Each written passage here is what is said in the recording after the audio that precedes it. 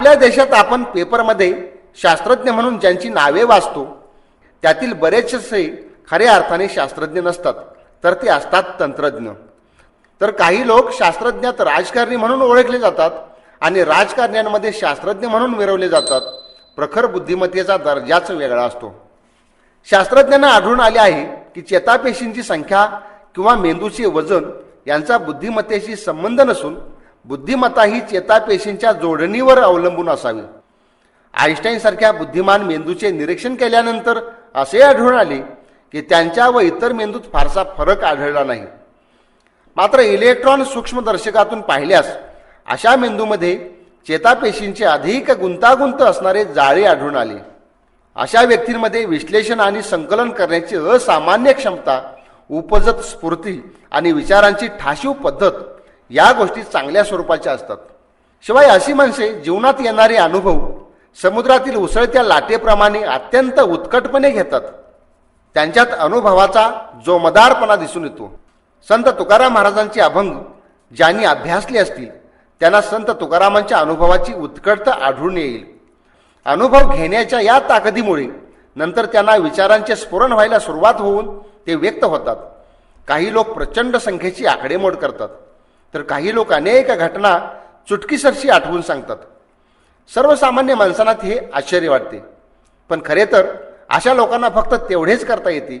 अशा अफाट गोष्टी करून दाखवणाऱ्या व्यक्तींना इतर काही जमत नाही.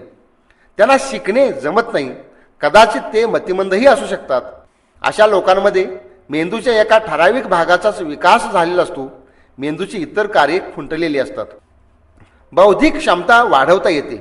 ध्येयसिद्धीसाठी, यशप्राप्तीसाठी प्रखर बुद्धिमत्ता असलीच पाहिजे अशी काही अट नाही. कोणताही माणूस म्हटला की त्याच्याकडे बुद्धिमत्ता ही असतेच. यश मिळवण्याच्या संदर्भात आपण बुद्धीचा विचार करणार आहोत. उद्योग व्यवसाय भरभराटीचा चालावा, आर्थिक उन्नती व्हावी, नेहमी टॉपला राहावी यासाठी बौद्धिक क्षमतांचा विस्तार आणि विकास करून घ्यावा लागतो व तो प्रत्येकाला शक्य आहे. कारण बौद्धिक क्षमता वाढवणे शक्य आहे. अनेक यशस्वी लोकांनी कठोर परिश्रम व अनंत प्रयासाने ती वाढवलेली होती. ज्याची कष्ट घेण्याची फार तयारी नसते त्याचे यशही मर्यादित असते. विचार प्रक्रियेमधील महत्त्वाचे घटक म्हणून एका लेखकाने पुढील गोष्टी सांगितलेल्या आहेत. एक, अमर्याद बुद्धितत्व, ज्याला इनफायनाईट इंटेलिजन्स असे म्हणतात. या विश्वाचा चालक, जगनियंता, त्याची बुद्धी अमर्याद आहे. जेव्हा विश्वात्म्याची बुद्धी व व्यक्तीची बुद्धी एक होते, त्यांचे संबंध जुळतात, तेव्हा त्या व्यक्तीच्या बुद्धीमधून अलौकिक गोष्टी घडून येतात. म्हणजेच ती व्यक्ती वैचारिक पातळीवर विश्व चैतन्याशी जोडली जाते, तेव्हा ती बुद्धी अमर्याद होते. 2, जागृत मन, दी कॉन्शियस माइंड, यालाच बाह्य मन म्हणतात. जगातील सगळे व्यवहार हे करीत असते. दैनंदिन जीवनातील सगळे व्यवहार याच्याच साह्याने चालतात. एकूण मनाच्या 1/9 भाग एवढीच हे मन असते. हे मन चिकित्सक असते. तर्क करून, विचार करून ते निर्णय घेते. ते एखाद्या गोष्टीवर सहजासहजी विश्वास ठेवत नाही. 3रा प्रकार, विल पॉवर, इच्छाशक्ती, ही मनाच्या सर्व भागांची नियंत्रक असते. एखाद्या संस्थेत जे स्थान अध्यक्षाचे असते तसेच विचार प्रक्रियेत इच्छेचे स्थान असते. इच्छाशक्ती सर्व आज्ञा जागृत मनाकडून घेत असते. खरे तर इच्छा या अंतर्मनाचा भाग असतात. कृतीसाठी इच्छाशक्तीचा फार मोठा वाटा आहे. इच्छेमध्ये प्रचंड कार्यकारी शक्ती आहे. कोणतेही काम करण्यासाठी इच्छा असावी लागते. इच्छा असल्याशिवाय काहीच करता येत नाही. अगदी सर्व संसारातून मुक्त होऊन मोक्ष मिळवण्यासाठी सर्व जगाचा त्याग करण्याची सुद्धा इच्छाच असते आणि जगाचा सम्राट होण्याचीही इच्छा असते. अगदी मोक्ष मिळवण्यासाठी मुमुक्षत्व म्हणजे मोक्षाची तीव्रतम इच्छा असल्याशिवाय वैराग्यही अंगी बाणत नाही. म्हणून इच्छा हा अत्यंत महत्त्वाचा घटक आहे. सर्व गोष्टीत इच्छा ही प्रधान आहे. जग असे का चालते या प्रश्नाला अध्यात्मवादी उत्तर देतात की तशी परमेश्वराची इच्छा आहे. 4था घटक, न्याय भावना, दी फॅकल्टी ऑफ रिझन, बुद्धीच्या व्यवस्थेतील सर्वोच्च न्यायाधीश म्हणजे ही भावना होय. सर्व प्रकारच्या वासना, विकार, विचार, स्वप्न, ध्येय, योजना याविषयी ही योग्य अयोग्य अभिप्राय देते. कधी कधी मनातील न्यायभावना कुणालाच पटणार नाही असे वेगळेच निर्णय देते. ही न्यायभावना असल्याशिवाय योग्य विचार होऊच शकत नाही. अनेकांच्या विचारांवर भावनांचे प्राबल्य असते, म्हणून 10,000 एखादीच व्यक्ती अशी असते की अचूक विचार करते. सर्व भावभावनापासून अलिप्त होऊन अगदी पूर्णपणे तटस्थपणे विचार करून जो निर्णय घेतला जातो तो न्याय भावनेतून असतो. न्याय भावना कुणाचीही पक्षपाती असत नाही. जशी वस्तुस्थिती असेल तसेच स्वीकारून ती निर्णय देते. न्याय भावनेत बुद्धीची तटस्थता महत्त्वाची असते. 5वा प्रकार भावना व विकार, इमोशन्स. जीवनातील अनेक वादळे भावनातूनच निर्माण होत असतात. भावनांवर नियंत्रण ठेवून संतुलितपणे त्यांचा वापर केला तर व्यक्तिमत्व विकासासाठी त्याचा फायदा होत असतो. भावनांवर विवेकाचे नियंत्रण असते. भावनांवर नियंत्रण ठेवूनच यश प्राप्त करता येते. भावनेमध्ये प्रचंड ऊर्जा असते. जसे वाफेला एकत्रित करून इंजिन चालवण्यासाठी तिचा वापर करतात, तसेच भावनांच्या ऊर्जेचा उपयोग करावा लागतो. नियंत्रित व शिस्तबद्ध भावनांचा वापर यश प्राप्तीसाठी करून घेता येतो. चांगल्या भावनांनी युक्त असलेले जीवन समृद्ध असते. माणूस म्हणजे केवळ तरकट विचार करणारा, संगणकाप्रमाणे गणिते करणारा प्राणी नाही. त्याच्या ठिकाणी अनेक रंगीबेरंगी भावना असतात. या भावनांच्या रंगामुळेच मानवी जीवन रंगीत बनते. मानवी जीवनाला एक गूढता येते. जीवन समृद्ध बनते. भावनेशिवाय जीवन रसहीन, बेचव बनून जाईल. विचार करताना बुद्धी केवळ शुद्ध विचार करू शकत नाही. प्रत्येक विचार हा विशिष्ट भावनेच्या रंगाने रंगलेला असतो. म्हणूनच आद्य शंकराचार्यांनी सुद्धा म्हटले आहे की व्यक्तीला येणारा प्रत्येक अनुभव हा पूर्व वासनांनी रंगलेला असतो. या वासना म्हणजे मानवी मनामध्ये असणाऱ्या विशिष्ट प्रकारच्या भावनाच होय. शिवाय भावनांचे विशेष असे आहे की विचार प्रक्रियेमध्ये त्यांचा नेहमीच वरचष्मा राहतो. अंतिमतः व्यक्ती तिच्या आतमध्ये भावनेला जे वाटते तसलाच निर्णय घेते. मग भले तो निर्णय सर्वांच्या दृष्टीने चुकीचा असो. प्रेमात रंगलेला माणूस कोणतीही गोष्ट करायला तयार होतो. त्याचे त्याला काहीच वाटत नाही. याचेही कारण हेच आहे. महात्मा गांधीजींनी सत्याचे प्रयोग या त्यांच्या आत्मचरित्रात याविषयी लिहिले आहे. पूर्वायुष्यात त्यांची लैंगिक भावना फारच प्रबल होती. मात्र ज्या रात्री त्यांच्या वडिलांचे देहावसान झाले त्या रात्री ते दुसऱ्या खोलीत त्यांच्या पत्नीशी सहगमन करीत होते. या घटनेचा त्यांच्या मनावर इतका खोल परिणाम झाला की नंतर कस्तुरबा गांधींना त्यांनी आई मानली. यासाठी सलग 20 वर्षे ते सातत्याने प्रयत्न करीत होते. ती ऊर्जा देशकार्यासाठी त्यांनी खर्च केली. एका फकीरानं निम्म्या जगावर सत्ता गाजवणाऱ्या शक्तिशाली साम्राज्याविरुद्ध दंड थोपटून प्रतिकार केला, तोही शस्त्रास्त्राशिवाय. त्यांना चालते व्हा म्हणून सांगितले. हे बळ, ही शक्ती कुठून आली? त्यांनी भावनांचे उन्नयन करून त्यावर नियंत्रण ठेवून त्याला योग्य ती दिशा दिली. ॲरिस्टॉटल म्हणतात, माणसाला जर भावना नसत्या तर एकतर तो पशु झाला असता किंवा परमेश्वर. म्हणून माणसाचे मनुष्यपण त्याच्या बुद्धीबरोबरच भावनातही आहे. मात्र कोणत्याही प्रकारच्या विकारावर सर्वस्वी बंधनच हवं. 6वा घटक आहे कल्पकता. कल्पकता म्हणजे मनामध्ये असणारं ब्युटी पार्लर आहे. त्या ठिकाणी माणसाच्या सर्व इच्छा, संकल्पना, योजना, हेतू, ध्येय, उद्दिष्टे यांना सजवलं जातं. कल्पकतेला योग्य शिस्त, दिशा आणि वळण असेल तर तिचेच रूपांतर प्रतिभेमध्ये होते. नाहीतर कल्पकता म्हणजे एक दिवास्वप्न ठरतं. म्हणून शिस्त ही प्रत्येक ठिकाणी महत्त्वाची आहे. कल्पकता ही मेंदूच्या पैलूंपैकी अत्यंत महत्त्वाचा पैलू आहे. डॉक्टर गिलफोर्ड त्याला बहुदिशा विचार असे म्हणतात. मानवी जीवनात जो सुधार झालेला आहे त्याला कारणीभूत ही कल्पकताच आहे. आज हे जग इतके रंगीत दिसते किंवा व्यवहारात जे आश्चर्य पाहायला मिळतात त्याचेही कारण ही कल्पकताच आहे. 7वा भाग विवेक बुद्धी. यालाच कधीकधी आतला आवाज म्हणतात. ही बुद्धी सर्वांच्या हिताचाच विचार करते. न्यायबुद्धी व विवेक ही जुळी भावंड आहेत. मात्र न्यायबुद्धीलाही कधीकधी संभ्रम पडतो. तेव्हा विवेकबुद्धी आदेश देते. म्हणून प्रत्येकाने विवेकबुद्धीचा आदेश पाळला पाहिजे. ती पूर्णपणे पूर्वग्रहरहित अशी असावी. 8वा भाग तरल बुद्धिमत्ता, ज्याला 6 सेन्स असे म्हणतात. तरल बुद्धिमत्ता म्हणजे माणसाचं आकाशवाणी केंद्र. याच्याद्वारेच विचारांची देवाणघेवाण होते. हिचा संबंध सुप्त मनाशी असतो. सृजनशील नवीन विचार, विधायक गोष्टी याच भागातून होत असतात. जगातील प्रतिभावंत लोक, अलौकिक कार्य केलेले महात्मे यांनी तरल बुद्धिमत्तेच्या द्वारेच कार्य केलेले असतात. पंच ज्ञानेंद्रियाकडून जे ज्ञान येत नाही, मात्र अशा अलौकिक ज्ञानाची पूर्तता ज्याने केली जाते त्याला तरल बुद्धिमत्ता असे म्हणतात. 9वा भाग स्मरणशक्ती म्हणजे मेमरी.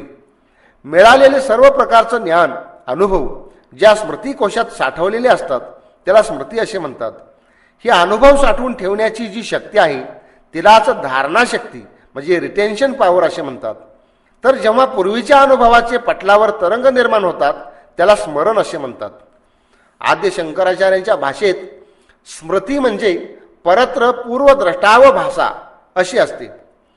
म्हणजे पूर्वी कधीतरी पाहिलेलं होतं ते नंतर आठवलं गेलं त्याला स्मृती असं म्हणतात, असं शंकराचार्यांचं म्हणणं आहे. स्मरणशक्ती म्हणजे अनुभवांचे, माहितीचे, ज्ञानाचे गोडाऊन होय. स्मरणशक्ती हा बुद्धीचा महत्त्वाचा घटक आहे. पण आज स्मरणशक्तीलाच बुद्धिमत्ता समजली जाते. त्याप्रमाणे सर्व परीक्षांची आखणी केली जाते. बुद्धीच्या इतर अनेक शक्तींपैकी स्मरणशक्ती ही एक शक्ती आहे. आणि 10वा घटक पंच ज्ञानेंद्रिय. 5 ज्ञानेंद्रिय म्हणजे बुद्धीचे 5 डोळे आहेत. या डोळ्यांच्या साह्याने बुद्धी जगाकडे पाहते. यांना जसे जग दिसेल व जो अनुभव येईल त्याप्रमाणे बुद्धी त्या अनुभवांचे संश्लेषण व विश्लेषण करीत असते. मेंदू हे एक आकाशवाणी केंद्र आहे. आपण जो रेडिओ ऐकतो त्यावेळी एक विशिष्ट केंद्रावरून प्रक्षेपण होत असते. त्या लहरी आपला रेडिओ पकडतो व आपणास आवाज ऐकू येतो. मात्र मानवी मेंदूमध्ये या दोन्ही क्षमता असतात. मेंदू हा विचार लहरी प्रक्षेपितही करू शकतो व आलेल्या विचार लहरींचे ग्रहणही करू शकतो. म्हणजे तो एकाच वेळी आकाशवाणी केंद्रही आहे व रेडिओही आहे. टेलिफोनचे जनक अलेक्झांडर ग्रॅहम बेल यांच्या असे लक्षात आले की प्रत्येक माणसाच्या मेंदूमध्ये विचारांच्या लहरी प्रक्षेपित करण्याची व इतरांच्या मेंदूपासून आलेल्या विचार लहरी स्वीकारण्याची क्षमता असते. दुसऱ्या मेंदूतून आलेल्या विचार लहरी मेंदू सृजनशील कल्पकतेच्या म्हणजे क्रिएटिव्ह इमॅजिनेशनच्या साह्याने स्वीकारतो व सुप्त मन हे आकाशवाणी केंद्राचं काम करतं. हे सुप्त मन विचारांचं प्रक्षेपण करतं. ज्यावेळी मन एखाद्या भावनेनं भारित झालेलं असतं, ओतप्रोत भरून गेलेलं असतं, त्यावेळी सूचना स्वीकारण्याची क्षमता म्हणजे रिसिव्हिंग ॲबिलिटी उच्च पातळीवर पोहोचलेली असते. यावेळी कोणताही विचार, सूचना स्वीकारली जाते. जेव्हा मनात भावना निर्माण होऊन सर्व मन व्यापून टाकते तेव्हा मनाची चिकित्सक वृत्ती, तर्कनिष्ठता, रिझनिंग क्षमता पातळ बनते, विरघळलेली असते. कोणाच्या तरी सांगण्याने जेव्हा एखादी व्यक्ती विरघळते ती अशी. अशावेळी मनाला जे सांगेल ते मन स्वीकारते. म्हणून राजकीय पक्ष, नेते, पुढारी देश, प्रेम, दुसऱ्या जातीचा, धर्माचा द्वेष आपल्या भाषणातून निर्माण करतात व शेवटी आम्हालाच मते द्या अशी सूचना देतात. बहुतेक लोक या सूचनेला बळी पडतात. कोणत्याही भावनेच्या उच्च टप्प्यावर मन अतिशय संवेदनशील बनते व समोर आलेली कोणतीही सूचना मुकाट्याने स्वीकारते. भावना हेलावणारे कुणाचेही भाषण चांगलेच भावते, तेही याच कारणामुळे. शाळेत गणिताच्या तासापेक्षा कवितेचा तास जास्त चांगला वाटतो त्याचे कारणही हेच आहे. सर्व प्रेरक भावनांमध्ये लैंगिक भावना ही अत्यंत प्रभावी अशी भावना आहे. रामायण व महाभारत घडवण्यात या भावनेचा सिंहाचा वाटा आहे. मेंदूचं आकाशवाणी केंद्र सुरू करायचं असेल तर 3 गोष्टींची आवश्यकता असते. 1 सुप्त मन म्हणजे सबकॉन्शियस माइंड, 2 सृजनशील कल्पकता म्हणजे क्रिएटिव्ह इमॅजिनेशन आणि 3 स्वयंसूचना म्हणजे ऑटो सजेशन. परस्परांचे मेंदू वैचारिक पातळीवर जोडता येतात. बुद्धिमत्ता म्हणजे प्रकाश आहे. तो प्रकाश मेंदू नावाच्या बॅटरीच्या सेलपासून निर्माण होतो. एका सेलपासून जेवढा प्रकाश पडेल त्याहून अधिक प्रकाश जास्त सेल लावलेल्या टॉर्चपासून मिळेल. नवरा बायकोचा संसार म्हणजे 2 सेलची बॅटरी आहे. अमेरिकेतील ड्यूक विद्यापीठातील डॉक्टर रिने यांच्या मताप्रमाणे बॅटरीच्या सेलसारखेच मेंदूही एकमेकांना जोडता येतात. एखाद्या गंभीर व क्लिष्ट विषयावर विचार करीत असताना प्रथम कुणा एकाकडे त्याचे उत्तर नसते. मात्र विचारांच्या आदान प्रदानातून नवनवे विचार सुचत जातात. जेव्हा एखाद्या गहन प्रश्नावर चर्चा व विचार विनिमय सुरू असतो तेव्हा प्रत्येकजण स्वतःला सुचेल ते विचार मांडत असतो. एकमेकांच्या विचारांची आदान प्रदान होत असतानाच चर्चेच्या ओघात कुणाच्या तरी डोक्यातून असा एखादा नवीन विचार येतो की सर्वांनाच तो मान्य होतो. मात्र तो विचार केवळ एकाच्या तोंडून आला म्हणून त्याचा एकट्याचा नसतो, तर तेथे उपस्थित असलेल्या सर्वांच्या मेंदूचा तो एकत्रित परिपाक असतो. चर्चा करणाऱ्यांचे मेंदू बॅटरीतील सेलसारखेच एकमेकांना जोडले जातात व सर्वांच्या एकत्रित शक्तीचा परिणाम होऊन पूर्वी कुणालाच न सुचलेला विचार स्फुरण पावतो. आज अनेक मोठ्या कारखान्यांमध्ये क्वालिटी सर्कल निर्माण केलेले आहेत. त्यात अकुशल कामगारांपासून मॅनेजरपर्यंत सर्वच मोकळेपणाने एकत्र येऊन चर्चा करून कारखान्याच्या वाढीचा विचार करतात व कारखाना भरभराटीला आणतात. मात्र अशी चर्चा करताना सर्वांची मने साफ हवीत, त्यांचे हेतू शुद्ध हवेत. नाहीतर बॅटरीत एखादा सेल उलटा लागला तर जशी बॅटरीही लागत नाही, तसेच अशुद्ध हेतू असलेला नकारात्मक माणूस त्या चर्चेत असेल तर तसल्या चर्चेतून काहीच फलनिष्पत्ती होत नाही. तेव्हा सकारात्मक व समपातळीवरील अनेक मेंदू एकत्र जोडून मेंदूकडून जास्त काम करून घेता येते. मेंदूचा चमत्कार. मानवी मेंदू हाच एक मोठा चमत्कार आहे व मेंदूतही मोठमोठे चमत्कार घडून येतात. 1975 साली मोठे कोर्ले येथे भरलेल्या सायकोट्रॉनिक कॉन्फरन्समध्ये एक प्रयोग करून सिद्ध केले की 2 स्त्रियांना कोणतीही पूर्वकल्पना न देता एकमेकींना मदत करायला सांगितलं तर पूर्वी त्यांच्या मेंदूची स्पंदने सेकंदाला 14 ते 15 होती, ती नंतर 10 ते 11 वर आली. असाच प्रयोग डॉक्टर स्टॅनले क्रिपनर यांनी केला. त्यांनी प्रयोगासाठी नवरा बायकोला निवडले. मध्ये 7 मैल अंतर ठेवून दोघांना निरनिराळ्या दवाखान्यात ठेवले. दोघांनाही कोणतीही पूर्वकल्पना दिलेली नव्हती. त्यातील नवऱ्याला सांगण्यात आले की आत्ताच तुमच्या पत्नीचे निधन झाले, असा फोन आलाय. तो म्हणाला, मी आत्ताच तिच्याशी बोललोय, आत्ताही बोलत आहे. हे बोलत असताना त्याला जी उपकरणं बसवली होती त्यांच्यावर हृदयाची ठोके, रक्तदाब, मेंदूची स्पंदनं यांच्यावर आघात झाल्याची नोंद होती. विशेष घडले ते असे, त्याची पत्नी त्याच्यापासून 7 मैल दूर होती. तिला यातले काहीच माहीत नव्हते, तरी तिच्याही स्पंदनावर फरक पडला होता. रशियामध्ये एका मादी प्राण्याला बोटीतून शेकडो मैल दूर नेले व इकडे किनाऱ्यावर तिच्या पिलाला ठार केले. त्यावेळी त्या मादीच्या मेंदूच्या स्पंदनामध्येही असाच अचानक बदल झाला. प्रत्येकालाच असे अनुभव येत असतात. कधी कधी उगीच अस्वस्थ वाटते, त्यावेळी दुसरीकडे काहीतरी घडलेले असते. एखाद्या व्यक्तीची आठवण व्हावी आणि लगेच तो माणूस यावा किंवा त्याचा फोन तर येतो. आपल्याकडे कुणी आठवण काढली की उचकी लागते असे म्हणतात. जेवताना घास पडला की जवळच्या माणसाला भूक लागली आहे असे मानतात. असे अनेक समज व अनुभव समाजामध्ये आहेत. 2 विणे एकत्र घेऊन ते समसुरात लावले व त्यातील एक विणा खोलीच्या एका कोपऱ्यात ठेवून दिला व एक विणा वाजवायला घेतला तर आपल्या हातातील विण्याची तार छेडताच त्याच सुरात लावलेली त्या कोपऱ्यात ठेवलेल्या विण्याची तारही झंकारते. हे जसे घडते तसेच 2 मानसिक, भावनिक किंवा वैचारिक पातळीवर एक आलेले 2 मेंदू परस्पराशी संबंधित होतात. त्या एकमेकांचा संपर्क होतो. त्याला स्थळाची मर्यादा राहत नाही. एका मेंदूत जे तरंग निर्माण होतील तसेच तरंग दुसऱ्या मेंदूतही निर्माण होतात. त्यामुळे जगाला चांगले विचार देण्यासाठी व जगाकडून चांगले विचार घेण्यासाठी मेंदूचा चांगला उपयोग होतो.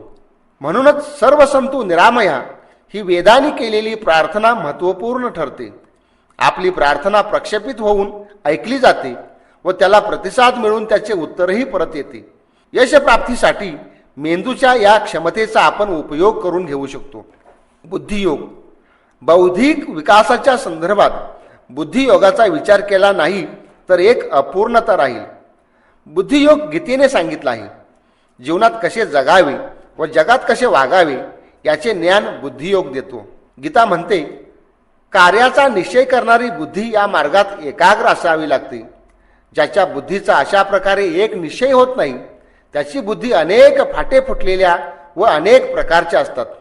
आसक्ती सोडून व यशापयशाविषयी समबुद्धी ठेवून योगयुक्त होऊन कर्मे करा. अशा समत्व बुद्धीला योग असे म्हणतात. जो साम्य बुद्धीने युक्त झाला तो पापपुण्य या दोहोचाही त्याग करतो. तू बुद्धियोग संपादन कर.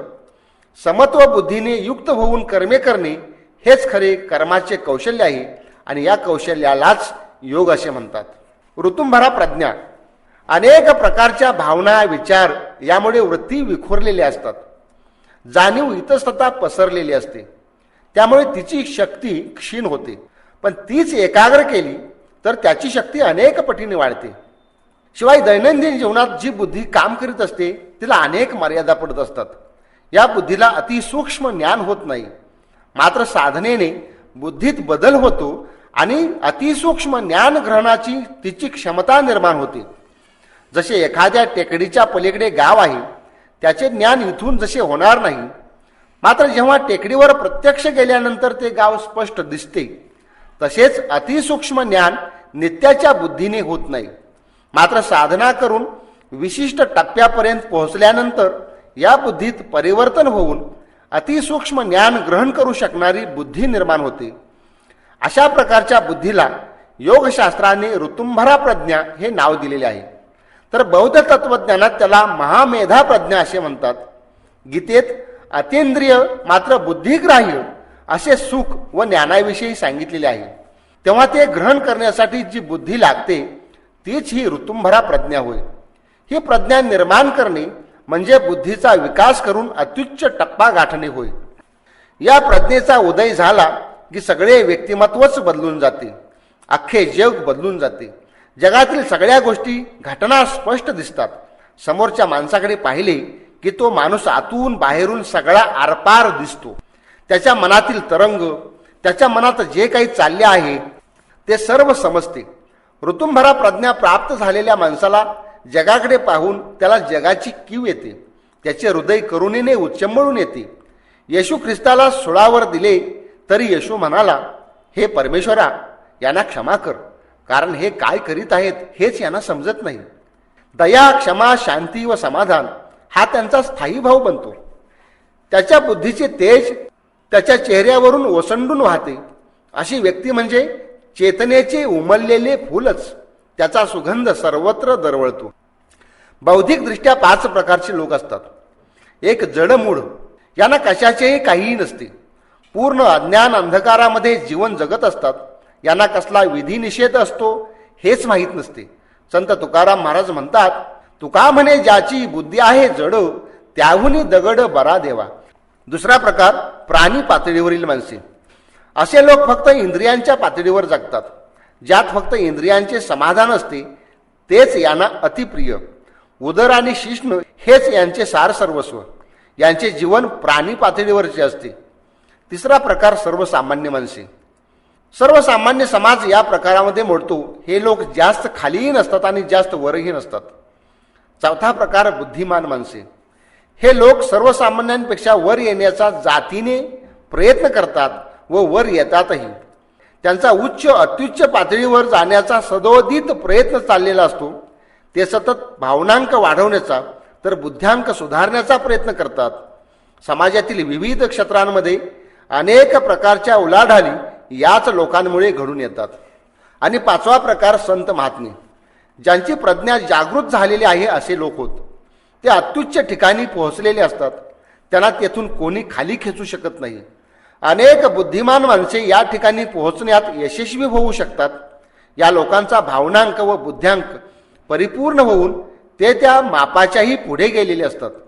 पूर्ण विकसित जाणीव म्हणजे असे लोक होत.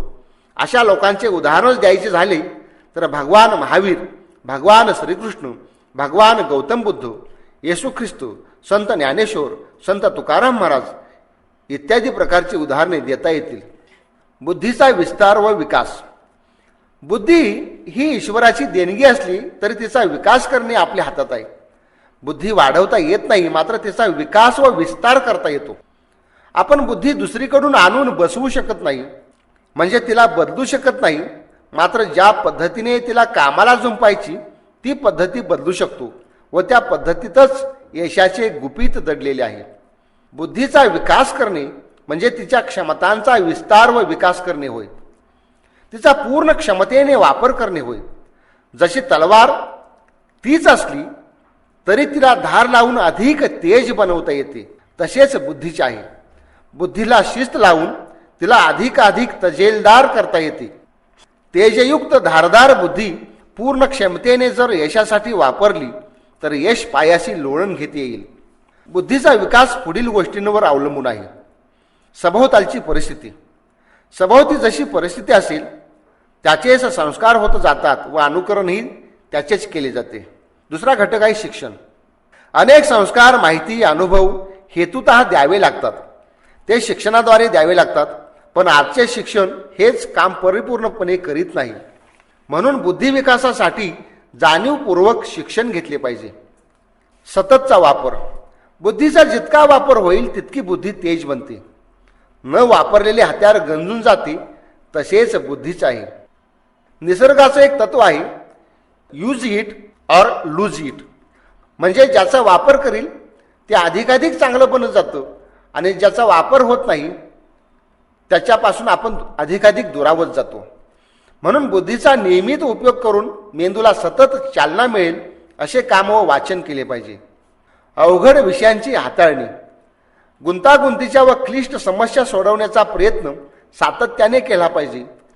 सुलभीकरण केल्याने विषय लवकर समजतो, पण त्याची सर्व पाळेमुळे आकलन होत नाहीत. म्हणून अवघड प्रश्नांशी भिडून त्याच्याशी दोन हात करायची नेहमीच तयारी ठेवावी. अवघड विषयाशी झटापट करून तो विषय समजून घ्यावा. आव्हान स्वीकारणे. आव्हानात्मक कार्यात स्वतःला झोकून द्यावे. सतत नाविन्याचा विचार करून नवनव्या वाटा धुंडाळीत राहावे. एखाद्या ठिकाणी जाण्यासाठी सर्वच लोक ज्या मार्गाने जातात त्यापेक्षा आणखी एक रस्ता नेहमीच शिल्लक असतो, असे नवे रस्ते सतत शोधत राहावे. या शोधकार्याने बुद्धीला काम मिळते व ती नवनवे मार्ग धुंडाळू लागते. प्रामाणिक प्रयत्न. कोणत्याही समस्येबाबत प्रामाणिकपणे प्रयत्न करीत राहिले तर त्याचे उत्तर मिळतेच मिळते. प्रामाणिक प्रयत्नाने बुद्धीचाही विकास होतो. अभ्यास. अभ्यासाने असाध्य ते साध्य होते. अभ्यासाने माणूस बहुश्रुत बनतो. त्यातून नवनव्या कल्पना चमकून जातात. अनेकांनी मांडलेल्या कल्पना, विचार यांची माहिती होते. त्यातूनच आपणासही काहीतरी नवे सुचत जाते. त्यासाठी वेगवेगळ्या विषयांची पुस्तके वाचणे, परिसंवाद, चर्चासत्रे, व्याख्याने, इतरांची मते, कल्पना शांतपणे ऐकण्यातूनही बुद्धीला चांगला खुराक मिळतो. शिस्त. जसे निसर्गाचे नियम आहेत तसेच विचाराचेही नियम आहेत. तर्कशास्त्रात त्याचा विचार केलेला आहे. शिस्तबद्ध विचारातून विचाराला धार येते, बुद्धीला चमक निर्माण होते. अनेक शास्त्राचे असे नियम असतात, त्या नियमाधारे अभ्यास केला तर विचार थेट बनतात, प्रखर बनतात. एकाग्रता. ज्याचा अभ्यास करायचा किंवा जे काम करायचे त्याविषयी पूर्ण एकाग्रता साधून ते ग्रहण करायचे. एकाग्रतेमुळे बुद्धीची क्षमता शेकडो पटीने वाढते. बुद्धीच्या अनेक पैलूंचा उपयोग करणे. बुद्धीला अनेक पैलू असतात. त्या सर्व पैलूंचा वापर केला तर तिचा विविध विषयात शिरकाव होऊन त्या त्या विषयातही तिला गती प्राप्त होते व तिचा विस्तार होतो. बुद्धी न चालण्याची दोन कारणं आहेत. एक, सराव न करणे. बुद्धीचा कधी व्यवस्थित वापर न करणे. कशाला डोक्याला कटकट म्हणून तिच्याकडे दुर्लक्ष करणे. आव्हानात्मक विषयांपासून दूर राहणे व वरचा मजला नेहमी रिकामा ठेवायची सवय असणे. एकदा डोक्याला कटकट द्यायला सुरुवात करा, प्रश्नाशी झटापट करा, तो प्रश्न सोडवण्याची मनापासून खटपट करा. असा सराव झाला की मग प्रथम कटकट वाटणारे प्रश्न पटापट सुटू लागतील. आणि दुसरं कारण, योग्य पोषण न होणे. मेंदूपेशी व चेतातंतू यांना जर आवश्यक ते अन्नद्रव्य मिळेना तर ते दुबळे होतात व बुद्धी मंद होऊन काम करीनाशी होते. त्यासाठी सर्व प्रकारची जीवनसत्वे मिळू शकतील असा सत्वयुक्त म्हणजेच सात्विक आहार ठेवला पाहिजे. चमचमीत पदार्थ हे पोटाचे अन्न नव्हे, ते फक्त जिभेपुरते असते. मेंदूला मॅग्नेशियमचा अपुरा पुरवठा होऊ लागला तर अंग थरथरणे, भीती वाटणे, निराशा येणे इत्यादी विकार होतात व कॅल्शियम पुरेशी मिळाले नाही तर ऐनवेळी काहीच सुचत नाही. तसेच मेंदूला ग्लुकोजचीही आवश्यकता असते. पोषक आहार म्हणजे सोयाबीन, डाळी, कडधान्य, मोड आलेली धान्य, रिफाईन न केलेलं तीळ किंवा शेंगदाण्याचे तेल, हिरव्या भाज्या, इष्ट, केसरी भाज्या, पनीर, ताक, दही, दूध इत्यादी प्रकारचा आहार घ्यावा. प्रश्नाशी झटापट करून योग्य आहार घेऊन आणि सदग्रंथाच्या वाचनाने आणि चांगलं ऐकण्याने आपल्या बुद्धीमध्येही फरक पडून येऊ शकतो. आपली बुद्धी सतेज करून घ्या, धारधार बनवा, कुशाग्र बनवा, महामेधा प्रज्ञेपर्यंत पोहोचा आणि यश प्राप्त करा, जीवनाचं कल्याण साधा. धन्यवाद.